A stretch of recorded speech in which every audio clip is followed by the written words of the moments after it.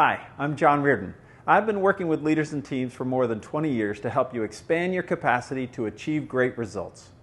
I've invited a fantastic colleague, Monica Tuckrar, to present this course with me on effective delegation.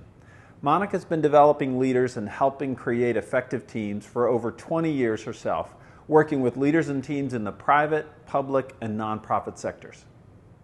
Delegation might sound so simple, and it's so obviously necessary and impactful, but it is just not as easy as giving something to someone else to do.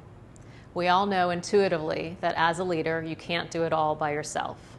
We each have a finite capacity, and as a leader, one of the most important responsibilities is to effectively delegate and assign work to others so that collectively as a team, we can accomplish more. That much is obvious. But what's not so obvious is how do we actually put this concept into practice? What projects and tasks should I delegate and to whom? I mean, there's some responsibilities that are inherently mine. They're part of my role. I can't delegate those things. And then there are other things that I'm doing that really someone else could do. But they don't have the free time, and maybe they don't have the experience that I do. And after all, it would take a significant amount of my time to teach them how to do it.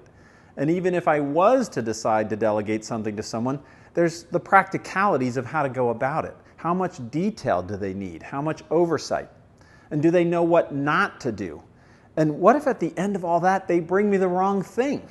You know what? Forget it. I'll just do it myself. Well, some of those statements are true. There are some tasks that are inherently yours, but there are some that you can and should delegate. And yes, it will take time for you to develop the skills and abilities of your team members so that they can handle increasing responsibility.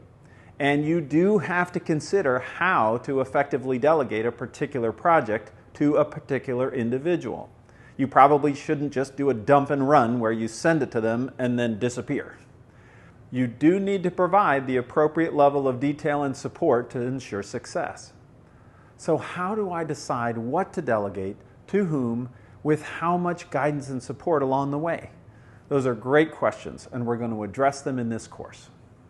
We're going to follow a 4-step process for effective delegation that will help you determine what you can and should delegate, who you should delegate it to, how to go about delegating, that is, how much authority to give to someone, and how much detail to provide, as well as how much support to give. And finally, the 4th step is when to check in and monitor progress along the way to ensure success. As we walk through the steps, we'll also highlight the importance of being aware of your delegation style. That is, the experience level and personality traits that shape how you perceive tasks and people.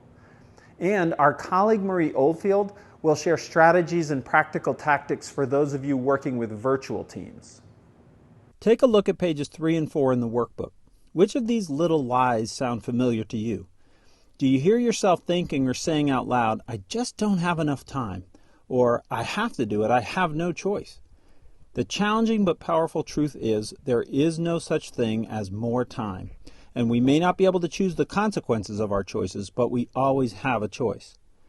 Review these statements and their implications, and then on page 4, take note of how these little lies and powerful truths can impact your life, your work, your motivation to delegate effectively, and ultimately your overall capacity. It really is surprising to me how limited my capacity is as an individual. I get to the end of the day and sometimes I feel further behind than I did at the beginning. But as someone once said, Bill Gates and Oprah Winfrey have the same 24 hours in a day that I do. They don't get a single extra minute. So how do I go about expanding my capacity? Leadership is about influencing others to align with the mission and engaging them in the effort. But it's also about effectively delegating specific projects and tasks to others so that collectively we can achieve greater results. Let's be clear, as a leader, delegation isn't just something you do on top of your regular job. It's a fundamental part of your job. So let's help you do it well.